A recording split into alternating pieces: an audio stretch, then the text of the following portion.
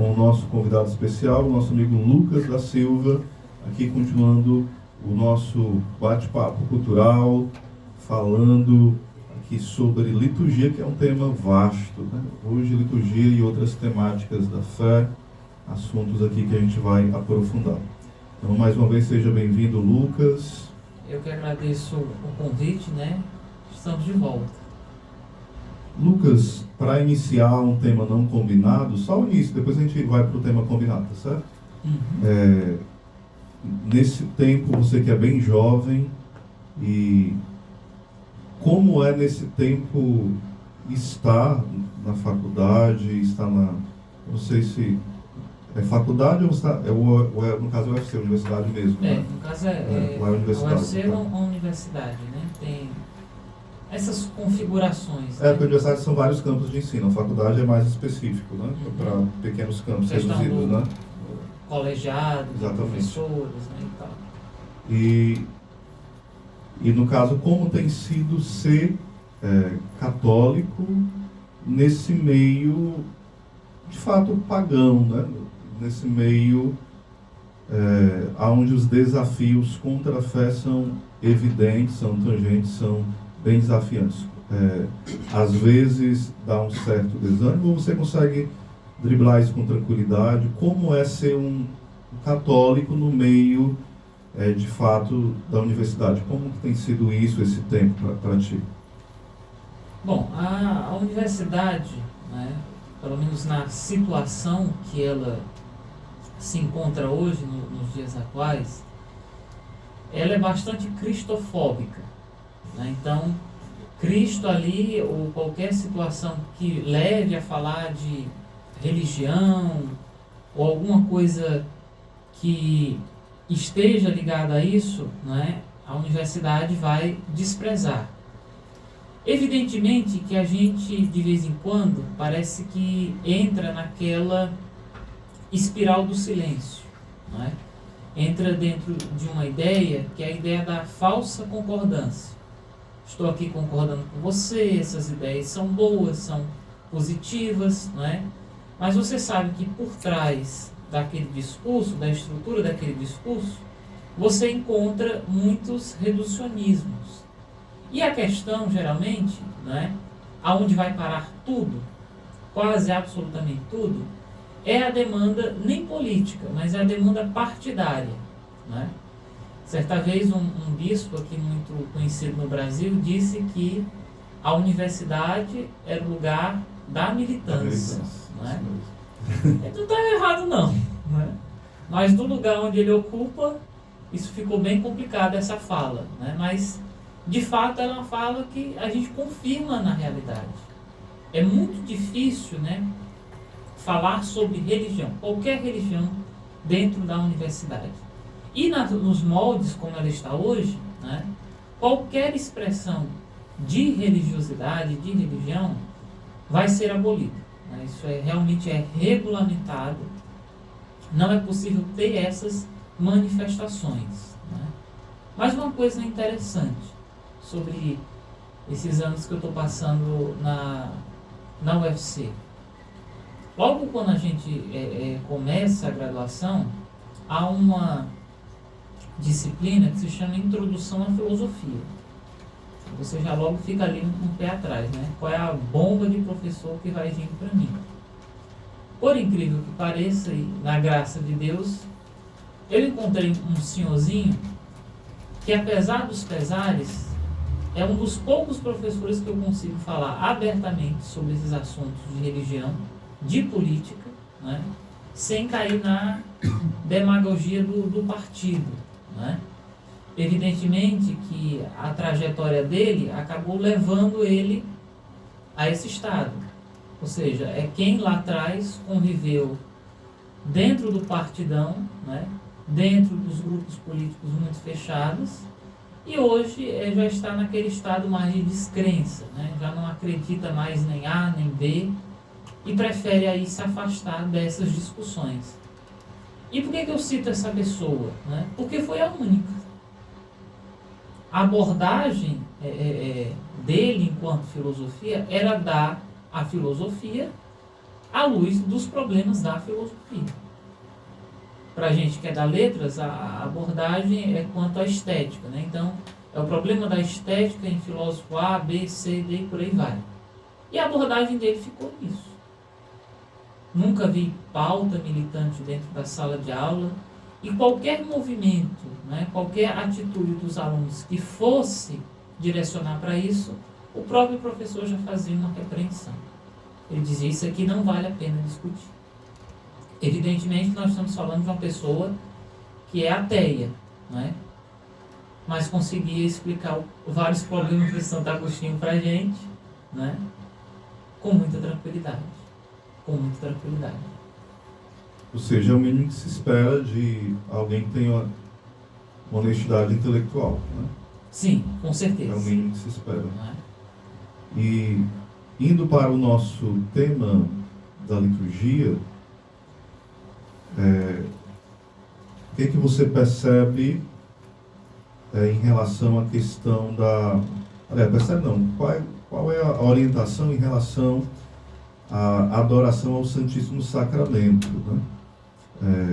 Orientação, ou como a gente deve viver esse momento da adoração ao Santíssimo, se é cabível dentro da Santa Missa, ou isso depende do pároco. Não sei se você já estudou esse tema, se não a gente pode passar para outro, é muito tranquilo, viu? Porque é um bate-papo bem livre aqui, então a gente pode...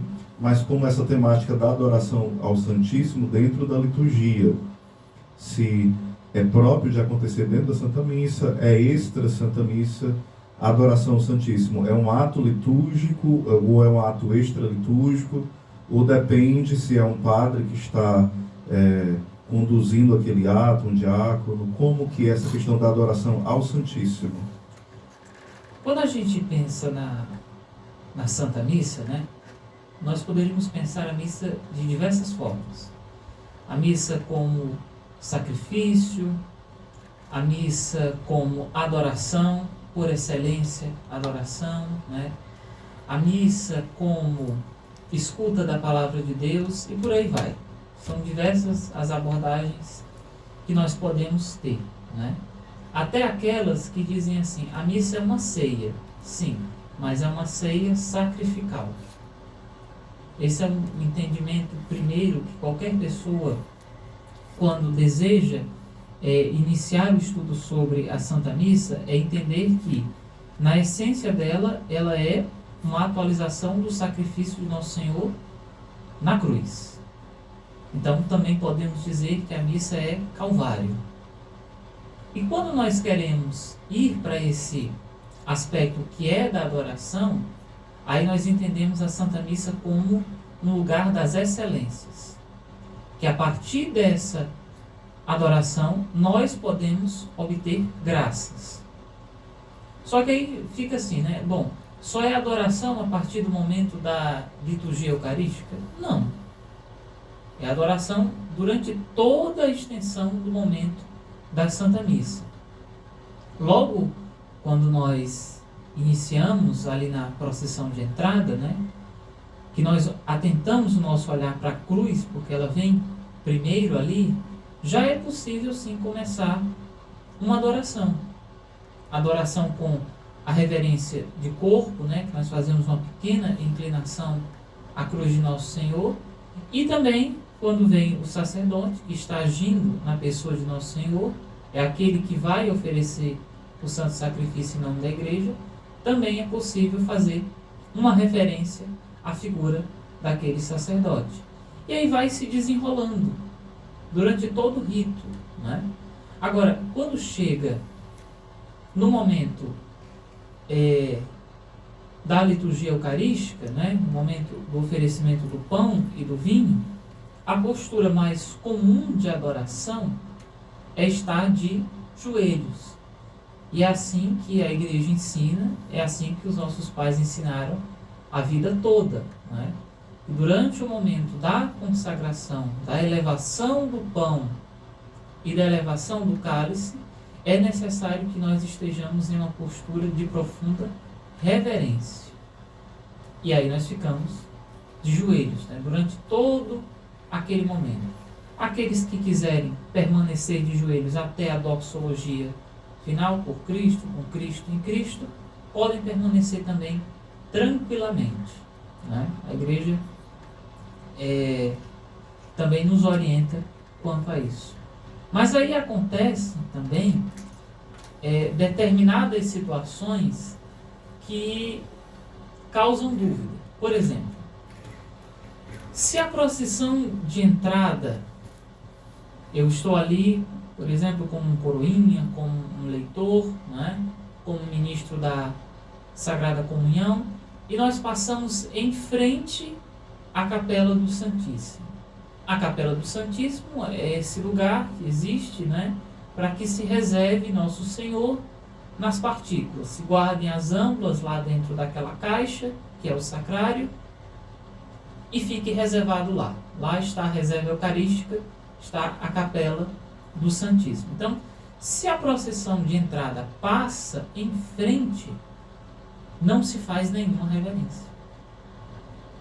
A reverência que vai ser feita será ao altar. Se no altar está o sacrário, né, faz-se a genuflexão. O que é a genuflexão? É quando eu encosto o joelho no chão, um dos meus joelhos no chão, e levanto automaticamente. Né? Quando você faz uma genuflexão, é somente para o corpo de Cristo. Então, quando você fizer a genuflexão, você tem que fazer com um olhar atento àquilo que você faz a genuflexão. Então, nada de baixar a cabeça, olhar para os lados, não. Você tem que estar atento àquilo que você está fazendo. No caso, a genuflexão para o sacrário está ali no altar.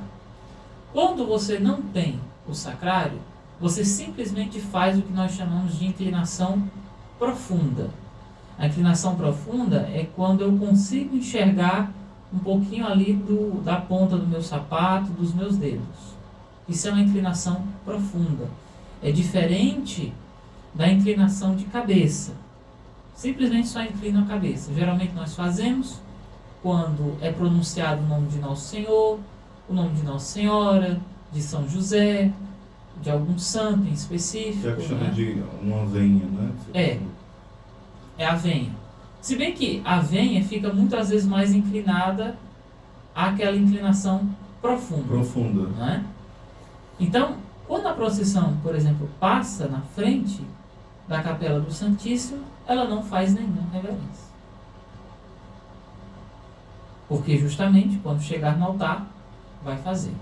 Agora, por exemplo, estou eu lá na celebração eucarística e tenho que passar na frente do altar. E ali já está o corpo de Cristo, ali já foi consagrado. Então você gentilmente faz uma inclinação profunda. Se atente a isso. Né? Você vai passar na frente do altar, então você faz uma inclinação profunda. Não é necessário fazer a genuflexão, até porque não está previsto. Né?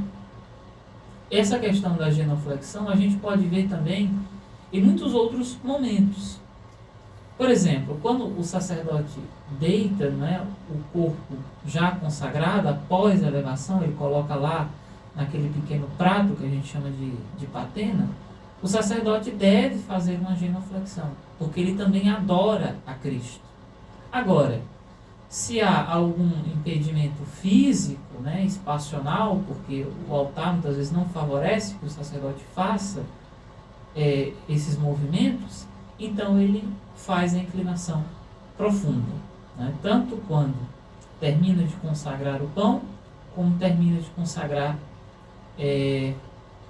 o vinho. Então são momentos em que nós vamos visualizando esses gestos que apontam mais diretamente à adoração, que é se ajoelhar, que é fazer a genuflexão, né, as reverências de cabeça, com a cabeça ao nome de Nosso Senhor, e por aí vai. Né? Agora, quando eu recebo a comunhão, é interessante, sobretudo, que nós prezemos por uma postura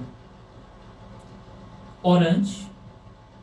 Então, o que é que geralmente é feito e o que é mais recomendável mesmo? É que a pessoa se ajoelhe e ali faça as suas orações pessoais, né? Faça as orações comuns da igreja e se ponha nesse estado de adoração. No último programa, a gente comentava um pouco sobre a música e durante o momento da distribuição da comunhão, ela é acompanhada também pela música. E às vezes, os músicos, a música, não nos favorece tanto. Não há aquele pequeno momento de silêncio eucarístico. Dentro da missa, entre uma parte e outra, é aconselhável sim o silêncio. Ou seja, terminamos aqui o rito do ato penitencial. Então o sacerdote, após o glória, vai dizer o oremos, é permitido ali um instante de silêncio, para que as pessoas manifestem no íntimo de seu coração as orações que desejam ser levadas nessa Santa Missa. Quando nós estamos, por exemplo, no momento que segue, que é a liturgia da palavra, entre uma leitura e outra, pode haver também um pequeno momento de silêncio para que os fiéis internalizem aquilo que ouviram. E até mesmo, Faz homilia, no caso, também. Depois da homilia, o sacerdote pode convidar ao silêncio, para aquilo que foi meditado, aquilo que foi dito, ser internalizado também. E mais ainda, nesse momento pós-comunhão, prezar pelo silêncio eucarístico, a chamada adoração silenciosa. E por aí vai esses momentos que apontam para a adoração. Dentro da questão dos gestos, aproveitando essa questão, o que na missa indica o sentar, o ficar de pé. A gente falou do ajoelhar, mas o ato de sentar. O sentar sempre existiu na liturgia ou não? O sentar começou de uns tempos para cá. A questão do ficar de pé significa que dentro da Santa Missa, esses gestos mais simples, quer dizer o que dentro da missa? Quando é que eu fico de pé? Quando é que eu sento? Para quais as finalidades? O que isso diz, esses gestos tão simples de sentar e ficar de pé? Bom, estar sentado ou estar de pé, são duas posturas que se encaminham para o mesmo lugar, que é a postura de atenção, que você está atento àquilo que está sendo dito, àquilo que está sendo lido, àquilo que está sendo rezado. Evidentemente que quando nós chegamos na igreja, nós buscamos um lugar conveniente para se acomodar, seja nos bancos, seja nas cadeiras que estão disponíveis, mas nós buscamos esse lugar que nós, na nossa convenção, achamos aqui é melhor para participar. E o que nos indica que a celebração vai iniciar, é um costume que eu percebo que está voltando agora nas igrejas, que é um sino que tem próximo à porta da sacristia. Então, alguém vai lá, um coroinha, alguém que está designado para isso, sacristão, não sei, e bate o sino. Quando tem esse badalo, os fiéis entendem e o grupo de músicos também entendem que ali vai começar a Santa Missa. Então, que aquele cortejo que vai sair ou da sacristia, se for fazer um cortejo menor, ou se não da porta principal, vai passar e vai iniciar a Santa Missa. Então, com o badalo do sino, nós entendemos que precisamos ficar de pé, porque vamos acolher. Outros momentos, A questão, por exemplo, do Pai Nosso. Para não interromper, a questão do Pai Nosso, porque a gente viu um pouquinho uma mudança, não sei se é mudança em si. Por exemplo, na hora que o padre está pronunciando agora, ele fala assim, já há um convite de erguer as mãos, antes não tinha esse convite. Agora há um convite mesmo do ato oficial da oração, de erguer as mãos.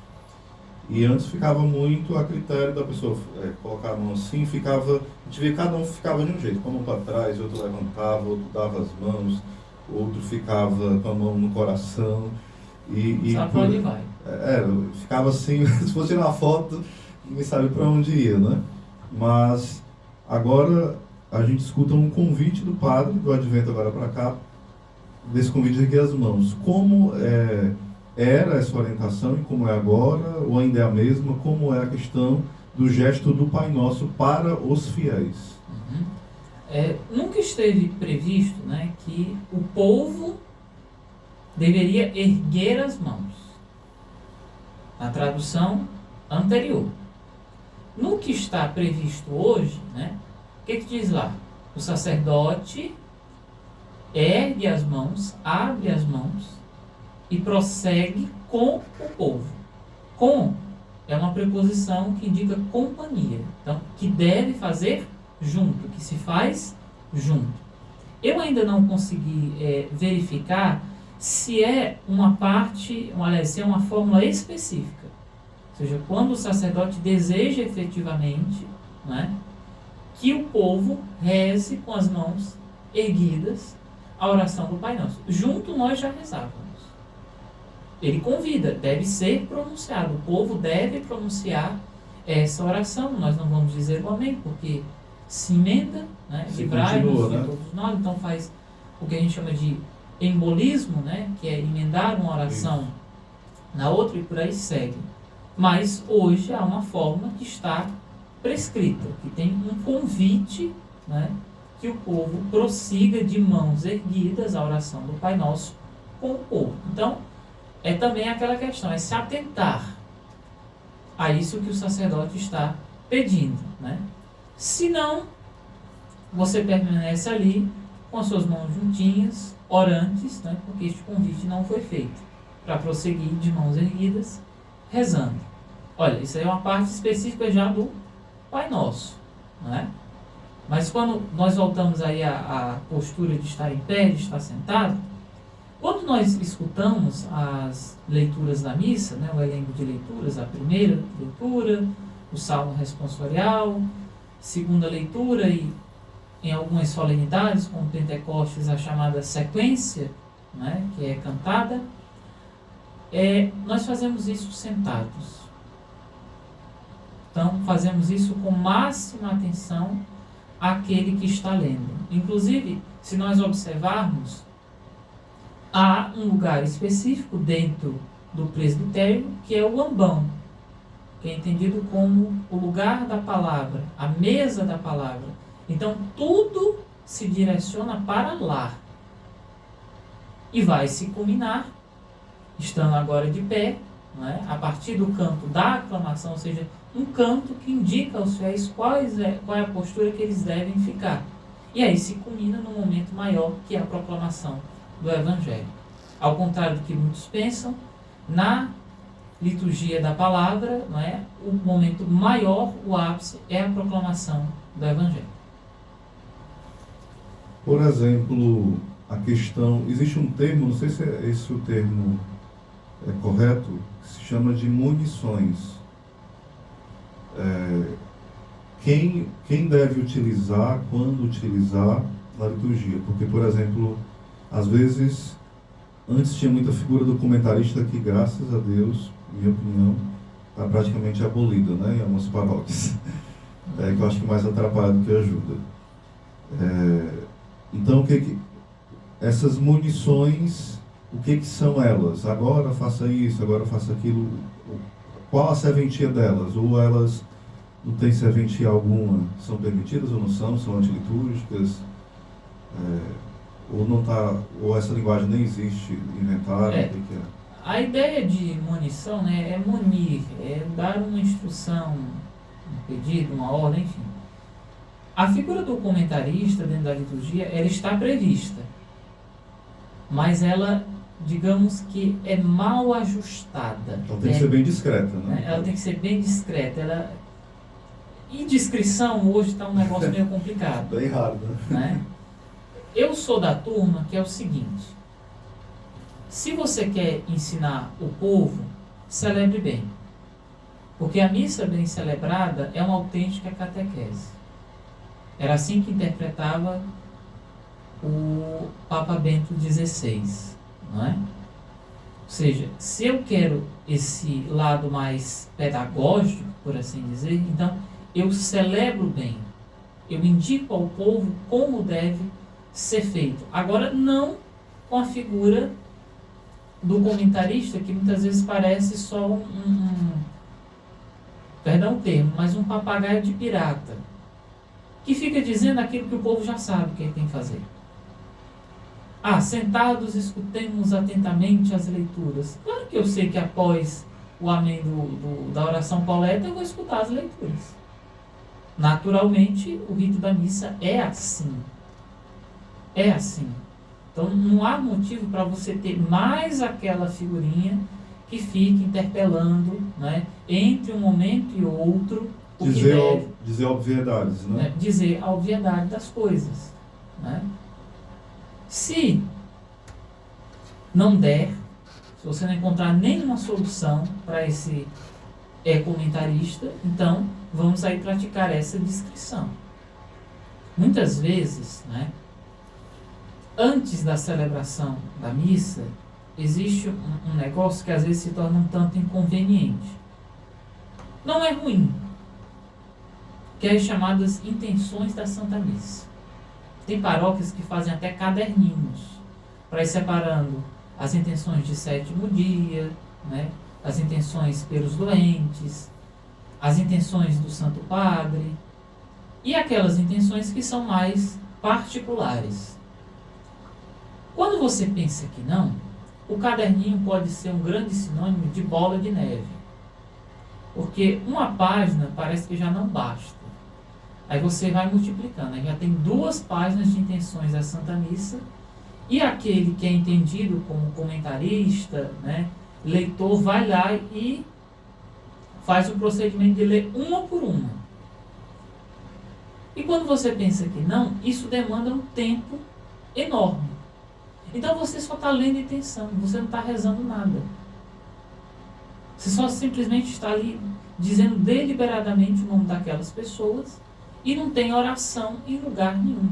Não tem preparação para a missa, né, o momento da missa propriamente, em lugar nenhum.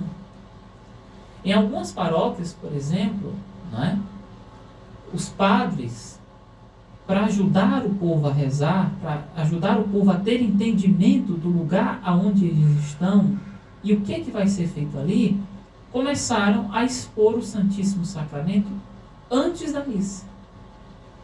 Então, naqueles 30 minutos ali, né, antes da missa, por exemplo, das 7, então 6h30, o sacerdote fazia a exposição do Santíssimo Sacramento.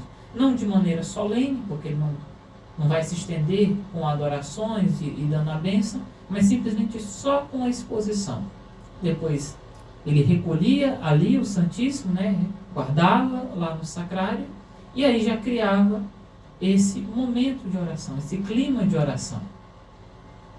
Evidentemente que dentro da oração eucarística há momentos específicos para rezar tanto pelos vivos como para rezar para os fiéis defuntos, né? E aí cabe aquele momento que nós estávamos falando anteriormente, o silêncio. Rezemos por nós, então, rezemos pelas pessoas vivas. E há um momento seguinte, né, que o sacerdote convida a recordar os fiéis defuntos. Então, um breve instante de silêncio. Rezemos aqui pelas pessoas falecidas, rezemos aqui pelos mortos. Então, tem lugar sim na missa para essas intenções. Mas é aquela coisa, é preciso catequese, é preciso a boa vontade, é preciso fazer esses ajustes. Nenhum imediatismo vai fazer bem para o povo, até que o povo entenda de fato qual é a proposta que nós estamos tendo aqui, né? Que é não fazer dessas intenções um mar deliberado de nomes, né? Ou senão, aquele lugar que eu estava dizendo, quem tem o microfone, tem tudo. Então, o comentarista começa ali a dar umas lições de moral para o povo. Olha, não faça isso, não faça aquilo, e bababá, bababá, bababá, e não reza. Senão, começa a dar os 300 mil avisos. Não sei como conseguem inventar tanto aviso de tudo, de todas as pastorais, né? Do mês inteiro, né? Do mês inteiro. É um bom sinal? Porque é sinal que a vida paroquial está ativa, né? Está ativa. Mas também tem lugar para isso, né? Antes de dar a bênção final, o sacerdote queiram sentar-se um instantinho e vamos aos avisos, né? Aquilo que é mais importante. Então tem lugar para tudo, mas cabe colocar as coisas no seu lugar. A questão hoje eu estou fazendo perguntas como se fosse assim, alguém que chegou aqui e não foi nem batizado, está perguntando assim, se fosse até um ateu, né? Curioso, estudando religiões, né? A questão da autocomunhão. Eu posso chegar e o padre senta lá, na cadeira lá, está no presbitério, senta, não sei se... Fica lá no cantinho dele, né? Os meninos vão distribuir a comunhão, ele fica sentadinho. 2 perguntas numa só, né? Uhum. Se o padre deve ficar lá sentadinho, ele estando bem de saúde, e mandar os ministros ir dar a Santa Comunhão. E a outra é, os fiéis devem vir para o altar e mesmo se dar a comunhão. Se essas 2 coisas podem, se são tranquilas. Bom, o que seria autocomunhão, né? É tomar a comunhão, é tomar o corpo de Cristo e, às vezes, em alguns casos, o sangue de Cristo também, por si mesmo. Então, é o ato de você ir lá, na âmbula, com as partículas consagradas, pegar a hóstia, molhar com algumas gotas que está lá no cálice e tomar para si. Isso é extremamente proibido na igreja. E onde há o lugar que isso se pratica, seja imediatamente abolido. Ou, por exemplo, se você ver uma situação em que isso está se tornando uma prática frequente, não é? É dever seu denunciar. É dever seu fazer uma abordagem, não é? A quem está ali administrando dessa forma o sacramento. Então, por exemplo, no caso, o fiel que está na missa, e sabendo disso, ele deve comungar ou não, ou isso é uma questão bem complexa de se afirmar?